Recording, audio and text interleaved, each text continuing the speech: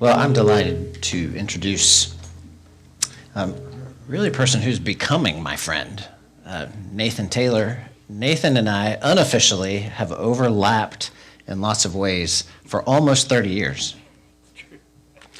We were both at seminary together, but I think I was a little older, a little earlier in the journey. In addition to that, Nathan's wife, that I'll tell you about in just a second, was Claire King's primary pastor through her college years, Bren. In addition to that, Nathan's father-in-law would be familiar to many of us. He was my professor at seminary, and he's preached here before, Dan Bagby. And so Nathan is surrounded by quality people, and he brings it today in person. To introduce him officially, Nathan Taylor serves as the executive director of the Virginia Baptist Historical Society and the Center for Baptist Heritage and Studies. He's an ordained Baptist minister, a certified archivist, and holds a D.Min from Mercer University, through which he explored the critical role of Baptist identity formation for congregational vitality. Previously, he earned an MDiv from the Baptist Theological Seminary at Richmond. Prior experiences include congregational ministry, institutional advancement, and history education.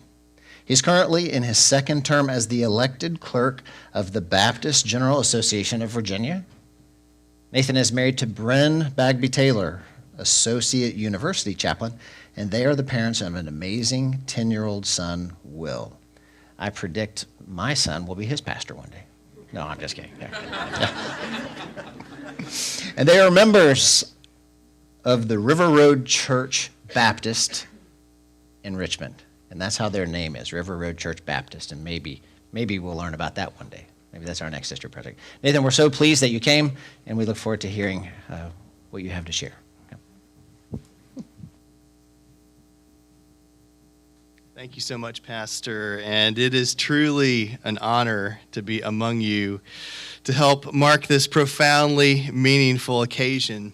Friends, as I researched and was reminded of all of the previous celebrations, and there have been a lot of them, as you know, I have to say that it really is a sacred task in joining this conversation with you, and it is deeply humbling. And so it is my great joy to be part of many celebrations like this, but this one in particular is more daunting than most, I have to say, because you have 250 years of material that includes contact with not only the most courageous Virginia Baptist founders from the generation of persecution, but also links to the likes of Jefferson and even Madison, as we shall see.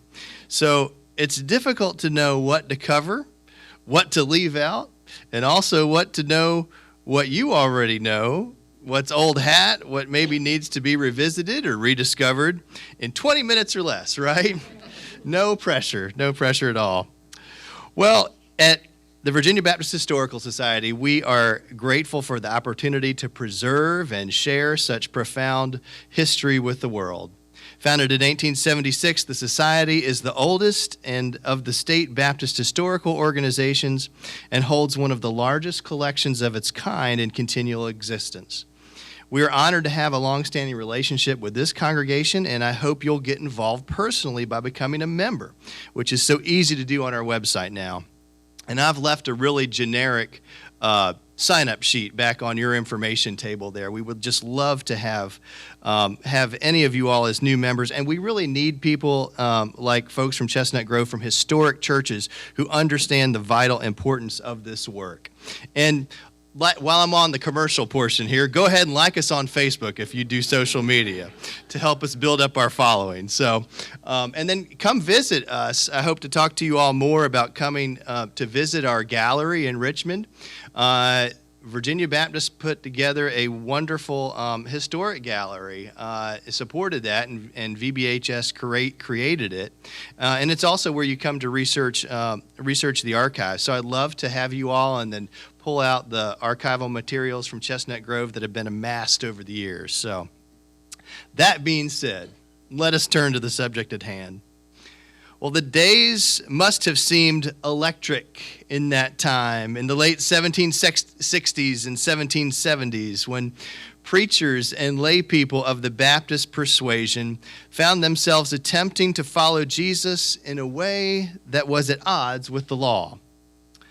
In the era of a state church in which everyone was compelled to attend worship and conform to the Church of England, those who disagreed, who sensed a different call in their heart, risked their freedom and their family's welfare in simply following conscience and the Spirit.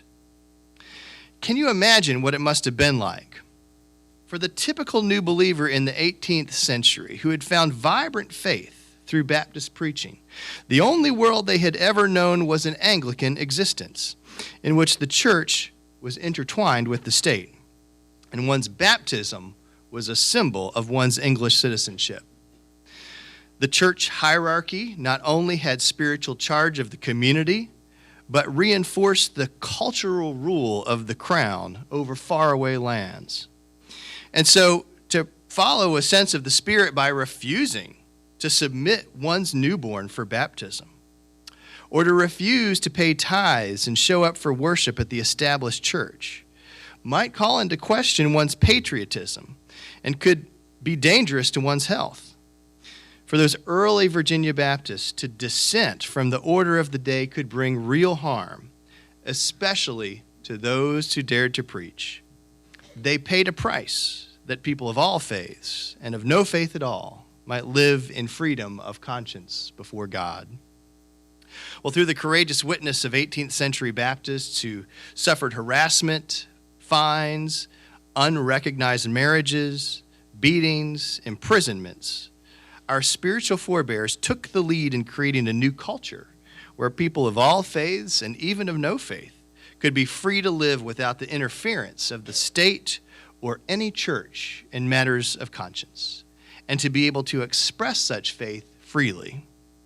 Whether religious liberty, the freedom of the local church, or our radical application of the priesthood of all believers, the Baptist ethos springs from the spiritual experience of Christian people seeking freedom from any ruler or system that attempts to control them by violating their conscience. For their adamant stance against the oppressive religious and political systems of their day, early Baptists and others became known as dissenters. They dissented against the stranglehold that the Church of England, allied with the state, held over its citizens. Did you catch that? Have you ever had to be a dissenter? Well, for those of us who identify as Virginia Baptists, who are often known, I think it's fair to say, for being a bit more open-minded, it can be a struggle to describe ourselves, right? We sometimes fret that we are more easily defined by that which we are against. I'm a Baptist, but not that kind of Baptist, right?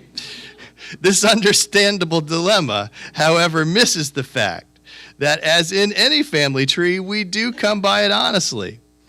They were called dissenters. We are dissenters. The witness of dissent, our tradition, our branch within the Christian family tree is one that speaks up and resists and protests and sometimes goes to jail in order to express not only dissent from the present order, but the fiery hope that there is another way. The same spirit that sustained one of your founders, Elijah Craig, in jail. The same spirit that animated John Leland's conversation with James Madison, lobbying him for the rights later found in the First Amendment. The same spirit that emboldened Gowan Pamphlet as pastor of the First Baptist Church in Williamsburg, one of the oldest independent black churches in the country. The same spirit that sustained Albemarle's own Lottie Moon in China. The same spirit that empowered Nannie Helen Burroughs to mobilize Baptist women for the right to vote. The same spirit that fortified Martin Luther King Jr. and so many others to sit in jail anew is the same spirit who seeks to be unleashed through us today.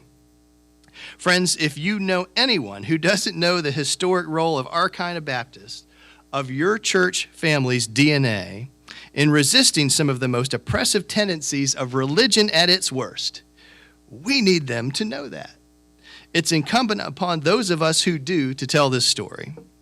Our very own Virginia Baptist tradition, especially through the ministry of those early pastors and lay people who supported them, has borne a witness of freedom to the world, emanating from places like Albemarle and Orange and Culpeper and Chesterfield.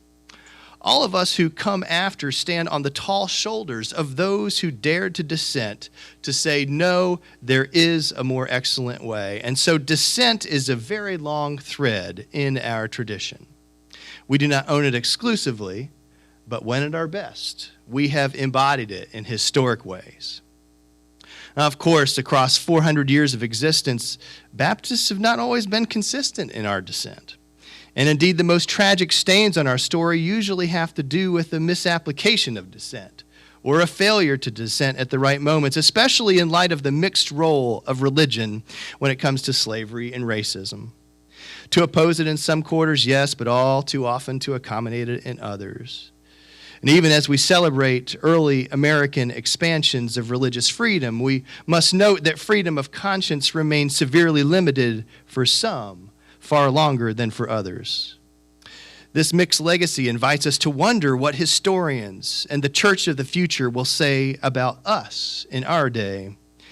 We might wonder together what deficits of freedom continue to exist right under our noses, beckoning our God-given heritage of dissent. Well, across the ages, this witness against forms of spiritual oppression remains the necessary work of the Spirit in an unfinished world. Today, even many of us find ourselves resisting anew, quietly perhaps, having to learn more deeply, to lose some of our naivete to the injustices around us, and as we wake up to the realization that the time for dissent might be now and maybe never really ceased. If you need language for what we are rather than what we're not, there is plenty. It can be a little tedious to explain, but it's there. Congregational polity, the centrality of the person of Jesus, known through an experiential faith, are all good places to start.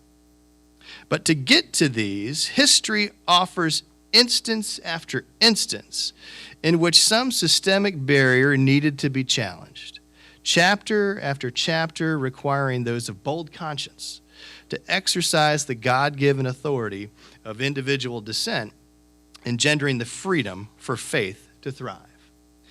So what is Chestnut Grove's contribution to all of this? Well, there's a lot we can only scratch the surface today. Our time is limited, but let's try to hit some highlights, though at the risk of repeating some perhaps well-known vignettes to many of you, for the sake of restating them for this historical moment for newer generations. Well, the initial congregation seems to have evolved out of the preaching activities in Orange, especially the ministry of Elijah Craig in the Blue Run Church, as has been mentioned well today. And that was attended by numerous members from around the surrounding areas who did not yet have a church of their own. As the Baptists grew in numbers, they attracted increased scrutiny from the authorities, and the surrounding counties became a hotbed of persecution. Local magistrates, Anglican rectors, and sheriffs had numerous Baptist preachers whipped, beaten, harassed, and imprisoned. It's a long list, and there's some fascinating resources that list all of the different persecutions and who received them. Yet the cause only grew when they preached to crowds through the grates of those prisons. Repeated attempts by the authorities to squelch the Baptists backfired. Elijah Craig and John Waller were two of the most esteemed and active in these activities. We don't have time to tell their extensive stories today, but the fact that they helped to organize your church and appoint leaders at its beginning is astonishing. I was struggling for an analogy, and if these stories are new to you, it would be something like the Virginia Baptist version of being a member of a Catholic parish that was founded by one of the 12 apostles. Both of them were imprisoned, and worse, numerous times. Elijah's brother, Lewis Craig, and John Waller were among the first group of Baptists to be imprisoned in 1768 in Fredericksburg. Lewis Craig would eventually ordain your first pastor, Andrew Tribble. Speaking of Andrew Tribble, he too is listed among those who faced persecution. He and Thomas Maston were presented, and I'm quoting from the court documents here, were presented for preaching by the grand jury on May 25th, 1769. The court document from Orange County says that they were preaching from place to place, contrary to the law and without license, within 12 months past. Ordered that the sheriff summons the above-mentioned persons to appear at the next court to be held for this county to answer the said presentments. So that's your first pastor. Now, aside from the amazing 1809 correspondence with Mr. Jefferson that I hear you all read last week, is that right? Andrew Tribble is said to have one of the other most memorable conversations with Jefferson a little bit earlier in history, though it is a bit less well documented. It's been documented. It's been reprinted several times, but it is based on the testimony of a pastor who heard it directly from an 80-something Tribble, probably in Kentucky. So this is from that text in the way that it was reprinted in some of the Baptist newspapers. The story is told in the Christian Watchman by a minister who received the account of the incident from the Baptist pastor with whom Jefferson had the conversation. The minister was Reverend Dr. Fishback of Lexington, Kentucky. And you know, so many Virginia Baptists wound up in Kentucky, so that makes sense, like Elijah Craig. That's another story for another day, right? And it says this: Mr. Editor, the following circumstances which occurred in the state of Virginia relative to Mr. Jefferson were detailed to be by Elder Andrew Tribble about 6 years ago, who since died about 92 or 93 years old. The facts may interest some of your readers. Andrew Tribble was the parson of a small Baptist church which held monthly meetings at a short distance from the Jefferson home 9 or 10 years before the American Revolution. Mr. Jefferson attended the meeting of the church several months in succession, and after one of them asked Elder Tribble to go home and dine with him, with which he complied.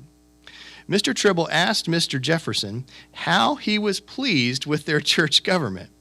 Mr. Jefferson replied that it struck him with great force and had interested him much, that he considered it the only form of pure democracy that then existed in the world, and had concluded that it would be the best plan of government for the American colonies.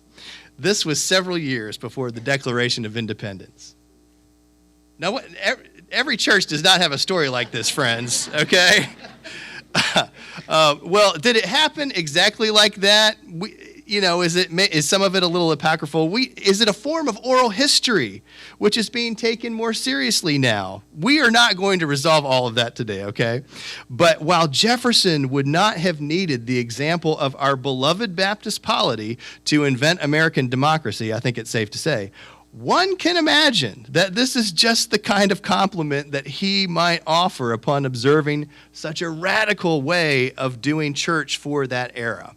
And it's also said in some of the writings, you know, the Baptists would have been some of the only kind of fellowship that would actually just have their business meeting right out in front of visitors and everybody. There wasn't a closed doors kind of thing. So he would have witnessed that. There was also a figure in your history, William Woods, who was one of the next pastors, called Baptist Billy Woods. Isn't that a great name?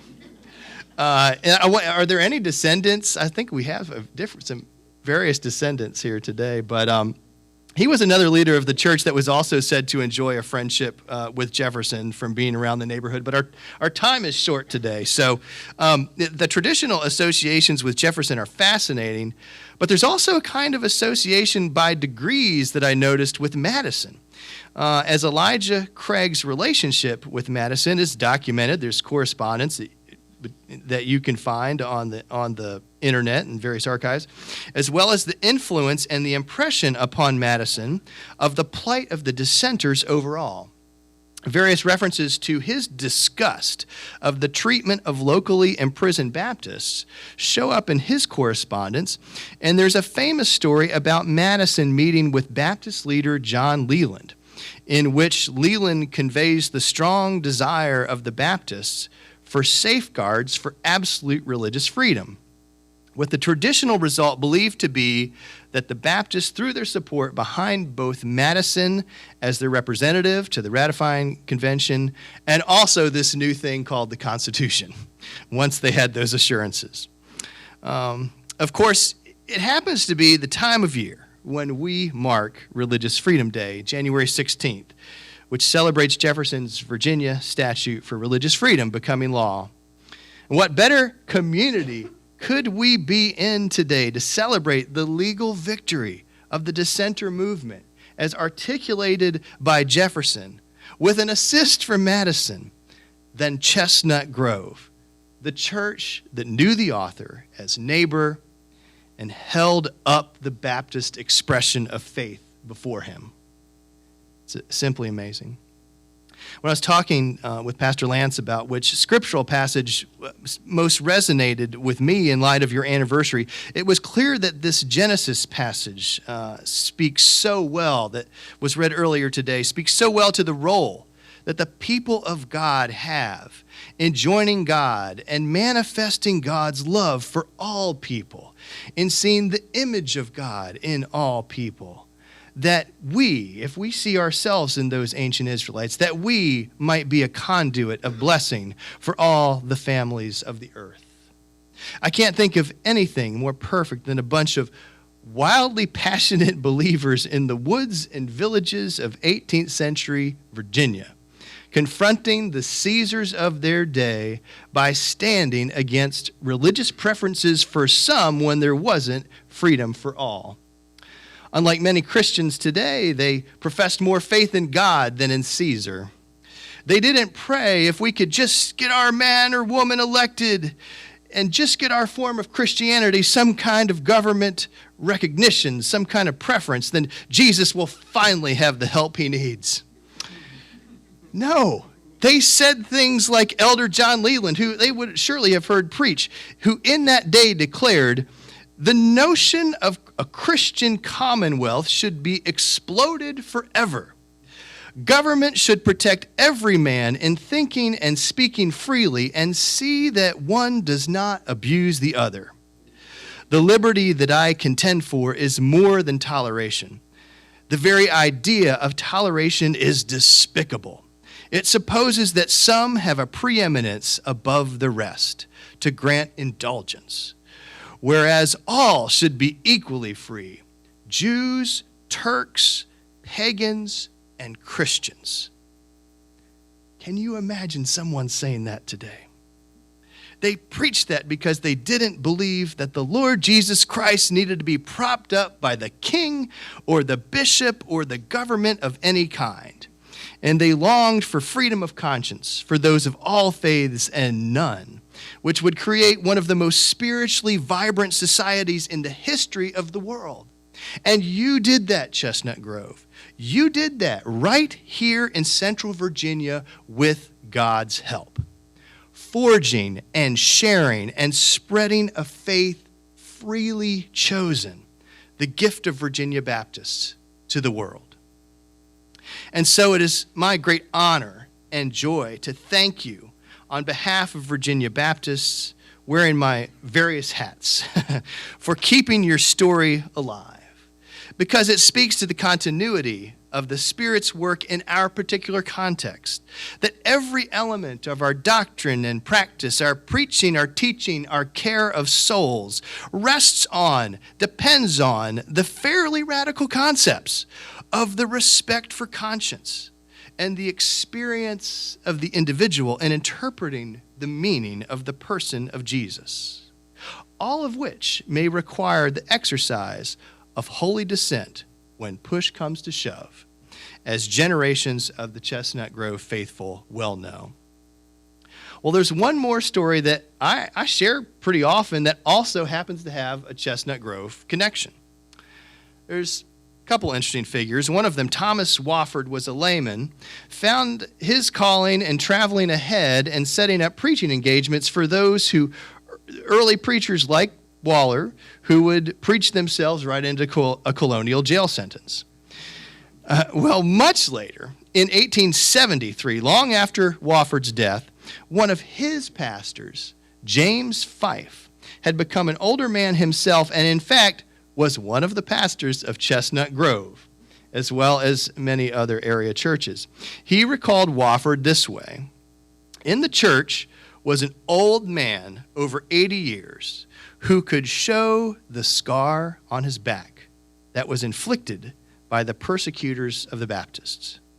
His name was Wofford. Thus, in my young days, there were still a remnant to be found who were the first fruits of the blessed harvest which followed.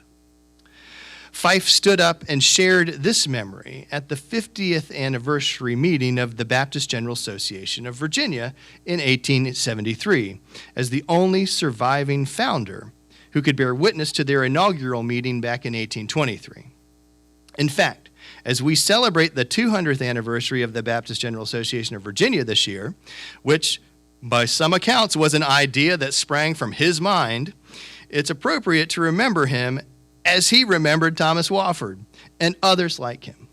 In fact, it was in the wake of that 1873 Jubilee that VBHS was founded in 1876, just a few years later, so that Virginia Baptists might have a permanent home, finally, for their most precious records, like the 1773 Albemarle Church records, which were some of the earliest records to be received. They already had them, and we're writing about them in the 1890s. And so we see, without the witness and deep memory of individuals like Thomas Wofford and James Fife to remind us of who we are always just one generation away from forgetting where we've been. This story and stories like it remain critical historical vignettes for Baptists everywhere and have been remembered with reverence from generation to generation.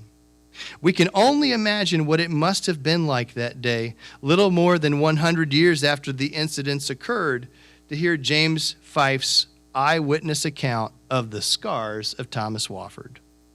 The fines, the beatings, the imprisonments, even attempted drownings by supposed fellow Christians forever display the courage and conviction of these who sought a free church in a free state. Chestnut Grove friends, these are your ancestors in the faith. They are our ancestors in the faith. And it didn't stop there. This impulse for freedom has formed us from the beginning. It is our inheritance, the treasure in our storehouse, and our secret sauce. Friends, let us never be embarrassed by our history of resistance against religious tyranny, whatever form it may take. Not only for our own free exercise, but against the establishment of religion, no matter which politician is peddling it this week. Our witness of dissent, of proclaiming a more excellent way, may not be the end. It may not be complete without the work that comes next. But it's a pretty good start. Wherever and whenever another cornerstone needs to be laid in the landscape of God's kingdom. It is my great privilege to be with you on this special day, friends. I am deeply grateful for your invitation and to this congregation for a legacy that makes faith free for the future with God's help. Will you pray with me?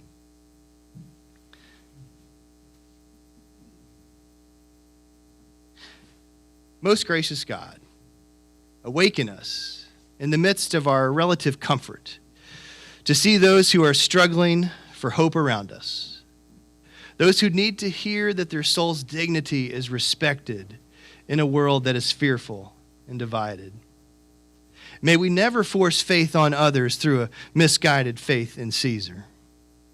Make us grateful heirs of those who have given so much, so that we might worship freely here today in the way in which we, and not some outside authority, feel that you have called us.